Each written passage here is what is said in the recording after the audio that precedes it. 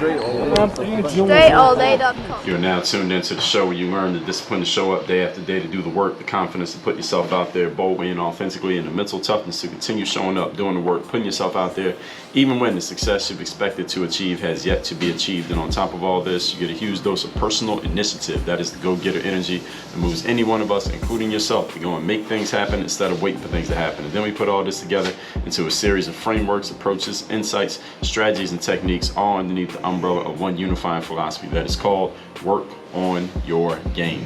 My name is Baldwin, also known as Dre All Day, and welcome to the show. And today's topic is how to professionalize your business. And this is actually a part 2, and I'll get to telling you where part 1 was at in a minute. Before we do that, let me tell everyone I have a daily motivation text message that I send out free of charge to everyone who is in my text community. This message is guaranteed to keep you focused, sharp, and on point every single day. If you would like to receive this message, and I don't see why you would not, all you got to do is text me to get this message every day. Join my text community. My number is 305-384-6894. Send a text to that number right now. You'll be in the text community, and tomorrow morning you'll get the next one.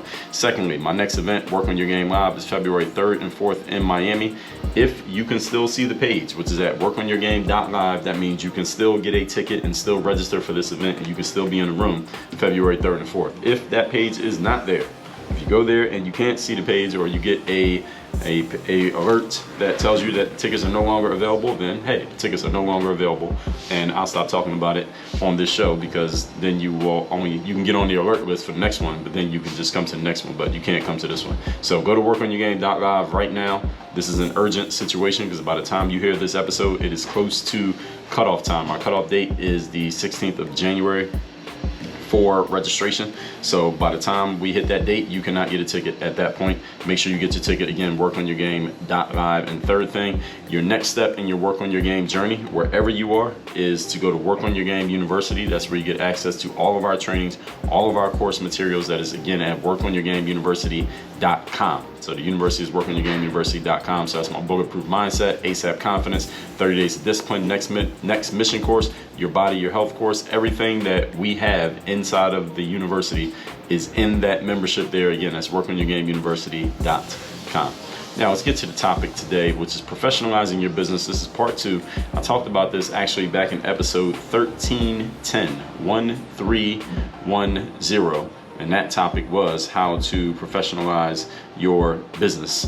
And I didn't figure there would be a part 2, but there is a part 2, because now we got here 1,000 days, more than 1,000 days later. And what we're really talking about here is how to make sure that your business is being run in such a way that people look at it and feel it to be professional. And when people see that what you're doing is being done in a professional way, that perception matters. That perception is worth money. That perception is worth loyalty. That perception earns you a certain amount of respect and gravitas from the people who are dealing with you and working with you as well. And that professionalism, that reputation has value. That reputation can help you get things done in the business world that you wouldn't be able to get done if you did not have that reputation for professionalism. So that's what we're talking about here today. I don't need to give any more of an introduction, because all my points will cover everything. So let's get to it. Point number 1.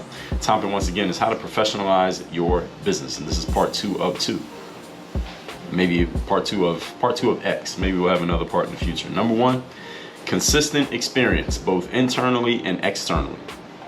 Now, consistent experience, what does this mean? And what do I mean by internally and externally? It means that your customers or your clients, they need to have a consistent experience with you. They need to know what they're going to get from you. And you need to know exactly what's going to happen and how it's going to happen every time they engage with you. They need to know what is your process, what is your style like, how is it going to go, and what are they going to get.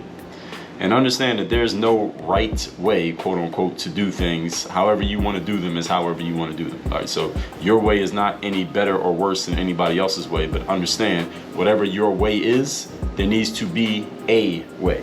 And that way needs to be consistent, whatever it's going to be. All right, I don't care how you do it, just make sure you do it consistently so people know what they're going to get. Remember that human beings do not like, nor do we pay for surprises. Now, some people say they like surprises. No, you like the surprises that you want. You don't like the surprises that you don't want. All right. So people don't pay for randomness, especially when we're spending money at a business. We want to know exactly how things are going to go. We want it to be that same way every time. Remember that human beings are creatures of habit. So anything that will play into people's desire, their hardwired desire for habit and need for habit and consistency and things being the same way every time, people like that. Human beings just like things to be consistent, even though people like to say that they like variety. And people do like variety. The thing is, we like variety when we can control the variety, for the most part. We don't like variety that just randomly shows up at our doorstep that we didn't expect or ask for. So we pay for consistency of process and consistency of output.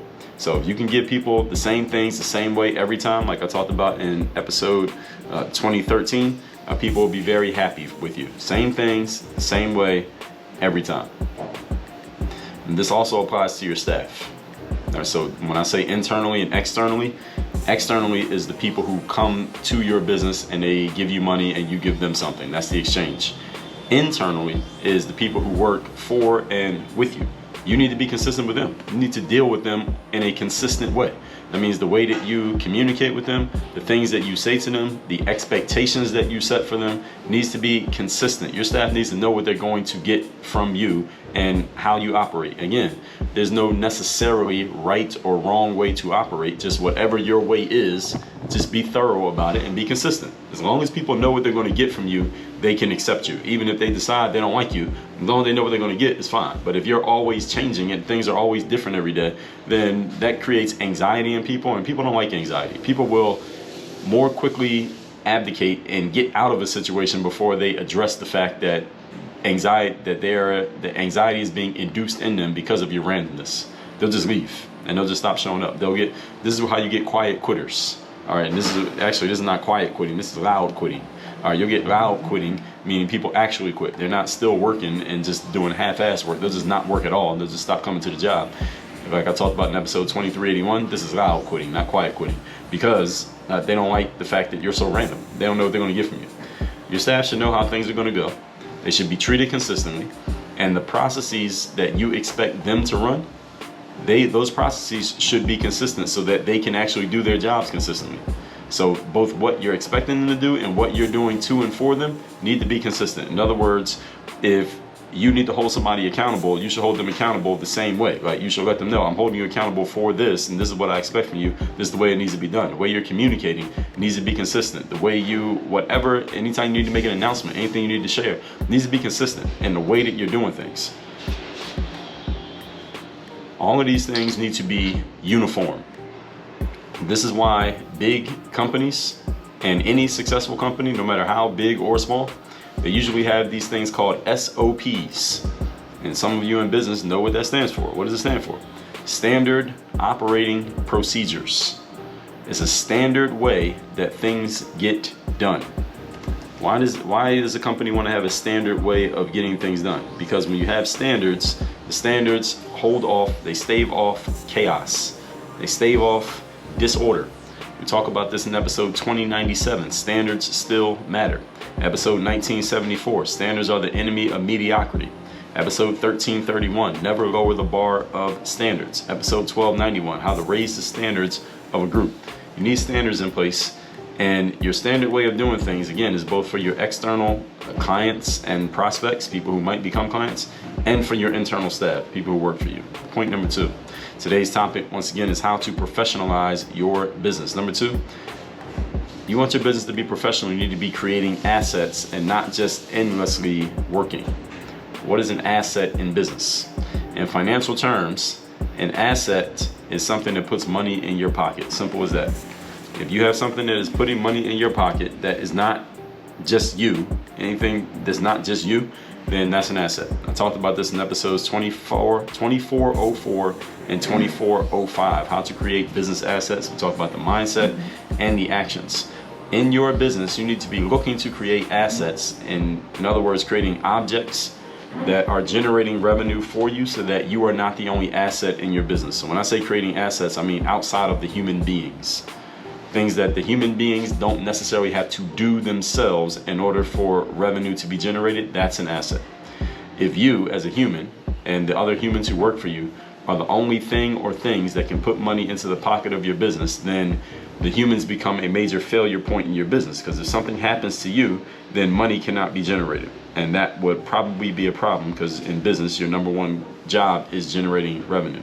So if you want to be a professional in business, you need to create systems, processes, and maybe even products or services that can make money on their own without you needing to be personally involved in it all the time or every time. All right, this creates the time and possibly the financial freedom that are the very reasons that many people go into business.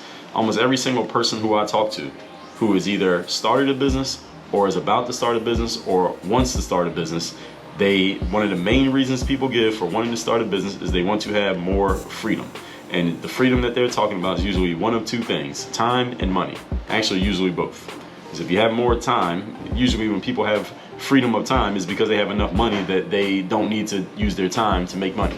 They don't have to trade their time for money as much as they maybe have in the past, or as much as they are right now. So that's the reason why they start a business, so they can have time freedom, and time freedom as a result often of financial freedom. I was just talking to someone today about one of my coaching programs, and he is working at he's a gig worker, basically, not gigs like Uber, but higher level gigs. So he makes good money, but he wants to get out of taking gigs, like being a freelancer is what he is. He's a high level freelancer. He wants to stop being a freelancer. He wants to start his own business, to where he has more time freedom, because even as a freelancer, every time he gets hired for a gig, now he has to work for that company and do what they tell him to do. He wants to get out of that to where he's the guy in charge instead of the company telling him what he needs to do. And he said, Dre, the main reason I want to do this is because I want time and money freedom. He's looking for those freedoms, and this is what every business is looking for. So when we talk about creating assets, let's talk about this a little bit. Let's look at a couple of examples, because some of you may be kind of lost on this point. So let's look at a company like Amazon. Now, Amazon has a ton of people who work for them.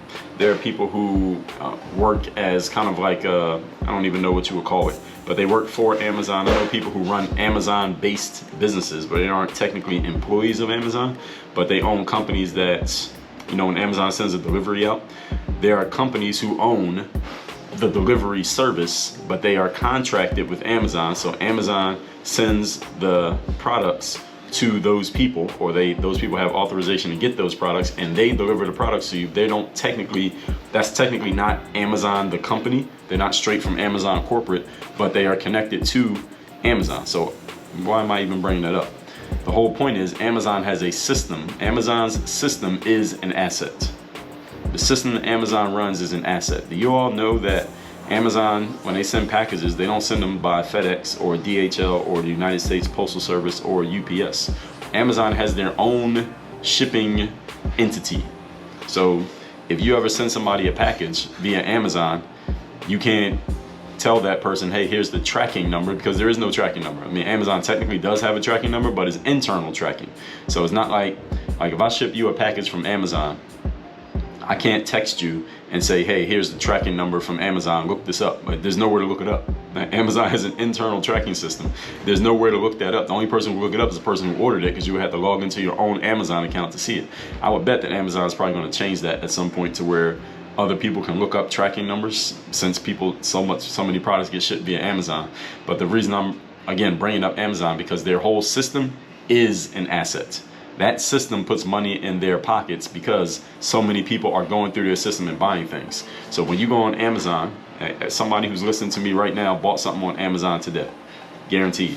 When you bought something on Amazon, you didn't have to talk to a human being. Now, you didn't have to chat with anybody. You didn't have to shake anyone's hand. You didn't have to answer any questions. Nobody asked you any questions. You went on their website, you found what you were looking for, you clicked a couple buttons, you pushed order now, and now that thing is on its way to you within 48 hours for the most part. That's the system. You didn't deal with another human being, did you? Okay, so the system itself was the asset. So you get what I'm saying? So that's an asset in business. But let's use a different example. Let's scale down a little bit. Let's say you're a local pizza joint, or you're a local, you sell wings and French fries. How can you create assets for your business? An asset for your business could be some marketing materials that you create. So for example, let's say you have a great billboard ad, or a radio ad, or a local TV ad that you run consistently. And every time you run that ad, you might spend $1,000 to run the ad, but every time you run the ad, you make $3,000 in sales based on that advertisement, and you have a way of directly measuring that it came straight from that advertisement, or some kind of maybe a discount code or something like that, so you know that's where people came from. That advertisement, if it's doing that, is an asset. It becomes an asset because every time you run that ad, you spend $1,000 and you made $3,000. That is an asset. It put money in your pocket. Remember the definition of asset: something that puts money in your pocket. So an asset is anything that can continually. It doesn't even have to be continual. It can be one time, but ideally you want it to be something you can recreate. Is putting money in your pocket over and over and over again. So companies who run ads on, let's say, Facebook or Google or Instagram, things like that, if they know that they're going to make this much money whenever they're running that ad, the ad itself is an asset because it is putting money in your pocket. So when I say creating assets, understand that all you have to keep in mind is the definition of what an asset is. And then you need to be looking at what are some things that put money in our pocket over here in this business. So this could be something as simple as giving out a coupon code, just a free coupon at your local pizza shop. You give a free coupon to anybody who spends $30 or more. They're going to come in and they're going to redeem the free coupon and get a free pizza. But when you give them the free pizza coupon, they usually spend a little bit more money with that. So then you factor in the cost of that pizza that you gave away for free versus the cost of whatever they actually bought. And is this making us money or is it not? Just do the math. Mostly this just comes down to math problems, folks, because a lot of your assets, you may have to make an investment in order to create the asset. I talked about this in episodes 2404 and 2405. The assets are usually a result of investments. You make an investment because to get a good advertisement on TV or something like that, or one of these ideas that you can use for running your business, you might have had to invest in something in order to get that information. Maybe you invested in some type of consulting or business coaching that gave you the idea that allowed you to do the thing that you're doing. So this is what I mean here when I say creating assets. And any of you who runs a business and you are doing all the work right now for your business, and you can see that the end game of that is you're going to be working forever until you die because you're the only asset in your business, and you want some help actually creating assets for your business, then go to workonyourgameuniversity.com, schedule a call with me, and we can talk about how we can strategically start putting assets in place in your business, because you need to have these. Because if you're the only asset in your business, then you become a failure point. Because if anything ever happens to you, or you decide to do something, i.e. go on vacation, if you get sick, you get hurt, something happens to you where you can't, or you simply don't want to do all the work in your business anymore, then you have a problem. Because now you have nothing that puts money in your pocket because you were the only thing. So this is important. Point number 3. Today's topic, once again, is professionalizing your business. Part 2, strategies and systems that are clearly defined. Key phrase, clearly defined. If you ask a airplane pilot or the captain of a ship, where are you going next? What time are you leaving? How long is it going to take? And when will you arrive? An airline pilot can answer all of those questions accurately. The captain of a ship can answer all of those questions easily.